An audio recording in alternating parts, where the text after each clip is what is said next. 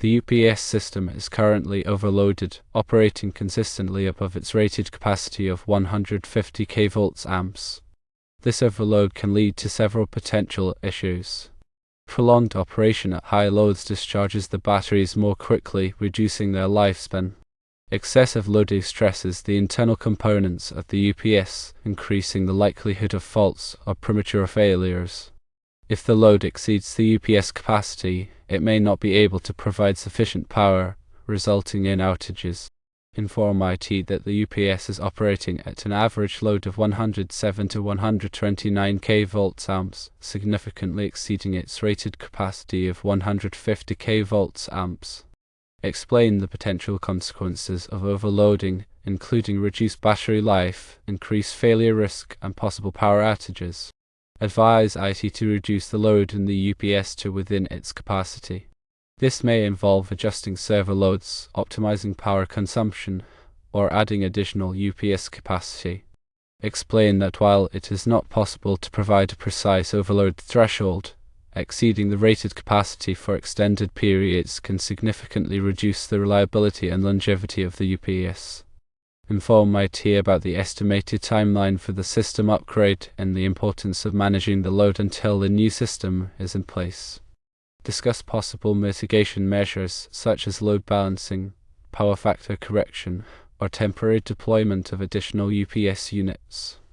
To elaborate further, let's discuss the concept of kVA, or kilovolt amperes, which is a measure of apparent power. It represents the total power delivered by the UPS system, including both real power, measured in kilowatts, and reactive power, measured in kilovars. Real power is the power that performs actual work, like running servers and other IT equipment, while reactive power is the power that is stored and released in inductive and capacitive components of the system. A UPS system is designed to provide a certain amount of apparent power, or kVA, and exceeding this limit can lead to the problems previously mentioned. One critical aspect to consider is the power factor. Power factor is the ratio of real power to apparent power.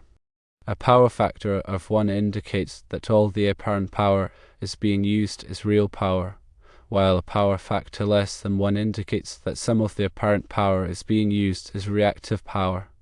If the power factor is low, the UPS system will need to supply more apparent power, or kVA, to deliver the same amount of real power, or kilowatts. This can lead to overloading the UPS system even if the actual power consumption, or kilowatts, is within the rated capacity. In the case of the UPS system operating between 107 and 129 kVA, it's essential to determine the power factor of the connected load. If the power factor is significantly less than 1, the real power being consumed might be substantially lower than the apparent power, meaning there's a significant amount of reactive power in the system. Power factor correction techniques can be employed to improve the power factor, thereby reducing the apparent power demand on the UPS system. This could involve installing power factor correction capacitors to offset the inductive reactance of the load. Understanding the load characteristics is crucial for managing the UPS capacity effectively. A load analysis should be conducted to identify the types of equipment connected to the UPS and their respective power requirements. This analysis should include measuring the current, voltage, and power factor of each load to determine the real and reactive power consumption. This information can then be used to calculate the total apparent power demand on the UPS system. In addition to load balancing, another mitigation measure is to optimize the power consumption of the IT equipment. This can involve implementing power management policies on servers and other devices to reduce their energy consumption during periods of low activity. Virtualization can also be used to consolidate multiple physical servers onto fewer, more efficient machines, reducing the overall power demand. Furthermore, it is important to ensure that the UPS system is properly maintained. Regular maintenance should include checking the battery health, cleaning the internal components, and verifying the proper operation of the cooling system. A malfunctioning cooling system can lead to overheating, which can further stress the UPS components and increase the risk of failure. When planning for the system upgrade, it's essential to consider not only the current load but also the future growth of the IT infrastructure. The new UPS system should be sized to accommodate the anticipated increase in power demand over the next several years. It's also important to select a UPS system with a high level of efficiency to minimize energy losses and reduce operating costs. Additionally, the new UPS system should have advanced monitoring and management capabilities to provide real-time information on its performance and allow for remote control and diagnostics. This can help to proactively identify potential problems and prevent outages. To provide more specific guidance to the IT team, it would be helpful to create a load profile of the UPS system. A load profile is a graphical representation of the power demand in the UPS system over time. This profile can be created by logging the UPS system's output current and voltage at regular intervals and then calculating the apparent power. The load profile can be used to identify periods of peak demand and to assess the overall utilization of the UPS system.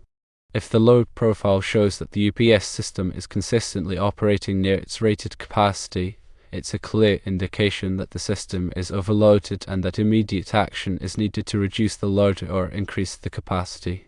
The IT team should also be educated about the importance of avoiding sudden large increases in load. This can occur when multiple servers are started up simultaneously or where a large number of users access the system at the same time. These sudden increases in load can put a strain on the UPS system and can potentially cause it to fail. To mitigate this risk, the IT team should implement procedures to stagger the startup of servers and to manage user access during peak periods. Another important consideration is the environmental conditions in the room where the UPS system is located. The UPS system should be installed in a cool, dry, and well-ventilated environment. High temperatures and humidity can shorten the lifespan of the UPS components and can increase the risk of failure. The room should also be kept free of dust and other contaminants which can clog the cooling vents and reduce the efficiency of the cooling system. The UPS system should also be protected from physical damage. It should be installed in a location where it is not likely to be bumped or struck by other equipment. The power cords and data cables should be properly routed and secured to prevent them from being accidentally disconnected. In addition to the technical measures mentioned above, it's also important to have a clear communication plan in place. The IT team should be informed about the risks of overloading the UPS system and should be provided with clear instructions on what to do in the event of an outage. A designated person should be responsible for monitoring the UPS system and for responding to any alarms or warnings. The communication plan should also include procedures for notifying other stakeholders, such as building management and senior management, in the event of a major outage. Furthermore, it's crucial to understand the different types of UPS systems and their respective capabilities. There are three main types of UPS systems: offline, line interactive, and online. Offline UPS systems are the simplest and least expensive type of UPS. They provide basic power protection by switching to battery power when the main power supply fails. Line interactive UPS systems offer improved power protection by regulating the voltage and filtering out noise from the main power supply. Online UPS systems provide the highest level of power protection by continuously converting the incoming power to direct current and then back to alternating current. This ensures that the connected equipment always receives clean and stable power, even during power outages. The type of UPS system that is most appropriate for a particular application depends on the sensitivity of the equipment being protected and the level of power protection required. For critical applications, such as data centers and hospitals, online UPS systems are generally recommended. Another aspect to consider is the scalability of the UPS system. As the IT infrastructure grows, the power demand will inevitably increase. Therefore, it's important to select a UPS system that can be easily scaled to meet future needs. This can be achieved by choosing a modular UPS system that allows for the addition of extra power modules as needed. It's also important to ensure that the UPS system is compatible with the existing power infrastructure. The UPS system should be able to operate on the same voltage and frequency as the main power supply. It should also have sufficient capacity to handle the inrush current of the connected equipment. Inrush current is the high current that is drawn by electrical equipment when it is first turned on. This current can be several times higher than the normal operating current and can potentially overload the UPS system.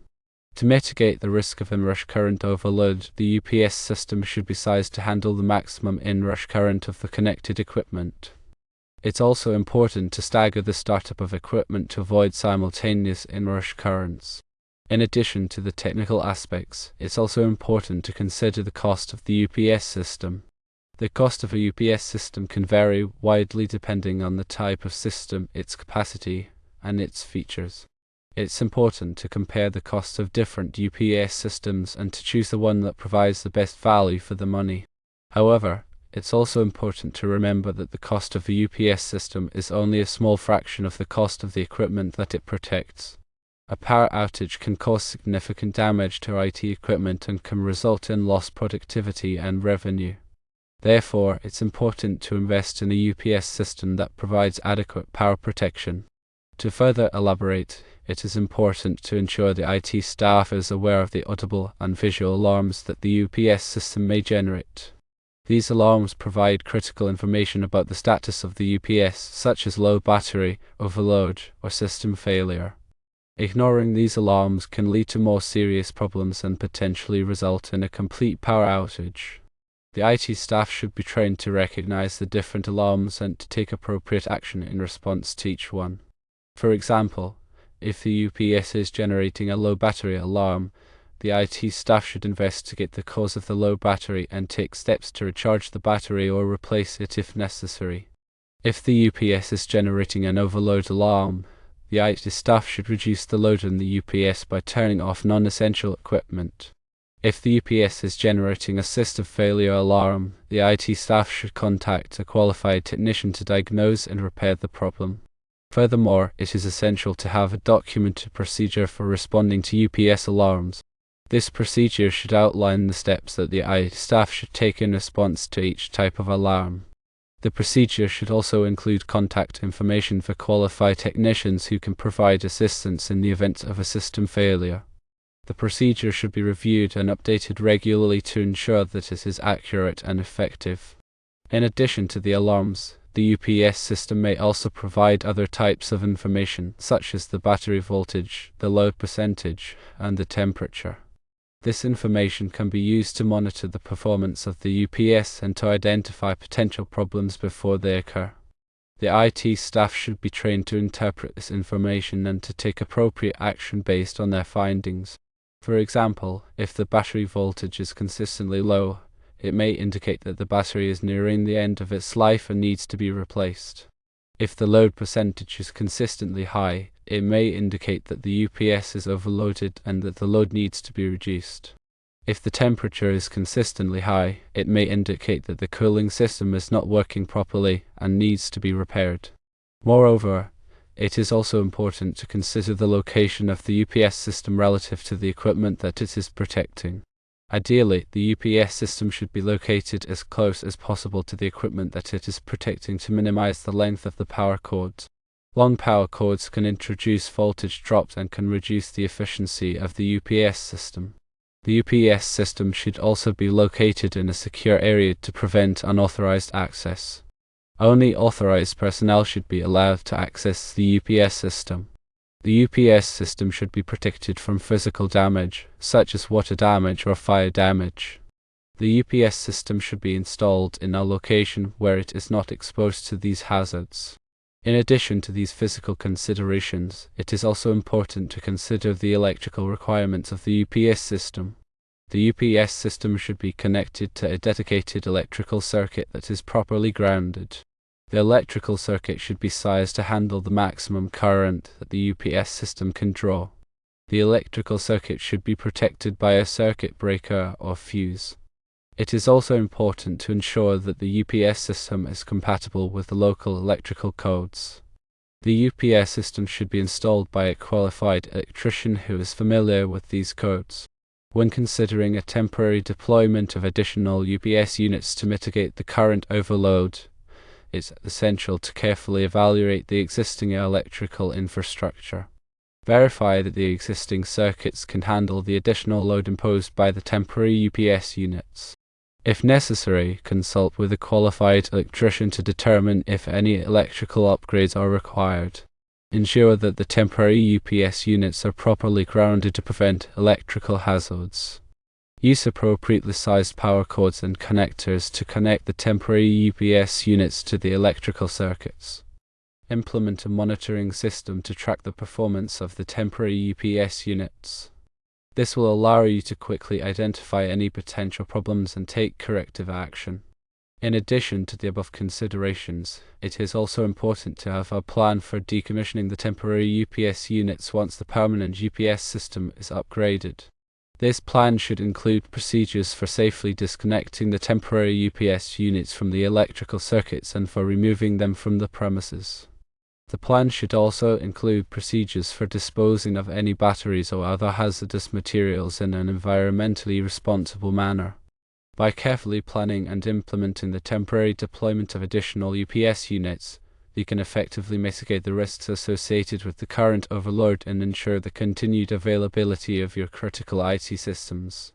Finally, proper documentation is essential for managing a UPS system effectively. Maintain detailed records of all UPS system maintenance, repairs, and upgrades. These records should include the date of the work, the name of the technician who performed the work, and a description of the work that was performed.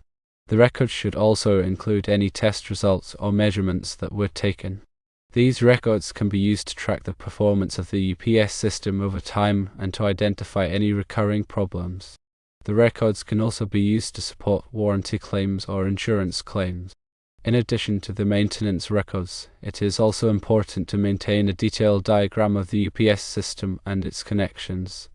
This diagram should show the location of all UPS components, the wiring connections, and the grounding connections. The diagram should be kept up to date as changes are made to the UPS system. This diagram can be used to troubleshoot problems with the UPS system and to ensure that the system is properly installed and maintained. Consider the implementation of remote monitoring for the UPS system. Remote monitoring allows for continuous oversight of the UPS performance, alerting personnel to potential issues before they escalate into major problems. This proactive approach can significantly reduce downtime and improve overall system reliability. Remote monitoring systems typically track parameters such as battery voltage, load levels, temperature, and alarm conditions. These systems can send notifications via email or SMS message when certain thresholds are exceeded, allowing for prompt intervention. Remote monitoring can also provide valuable data for trend analysis, helping to identify potential weaknesses in the UPS system and optimize its performance. Selecting a remote monitoring solution that is compatible with the existing UPS system is essential. Some UPS manufacturers offer their own remote monitoring software, while others support third-party solutions. When choosing a remote monitoring solution, consider factors such as the ease of installation, the features offered, and the cost. Proper training for IT staff on how to use the remote monitoring system is crucial for its effectiveness. Staff should be able to interpret the data provided by the system and take appropriate action in response to any alerts or warnings. Finally, it is important to integrate the remote monitoring system into the overall IT management strategy. The data provided by the system should be used to inform decisions about UPS maintenance, upgrades, and replacements.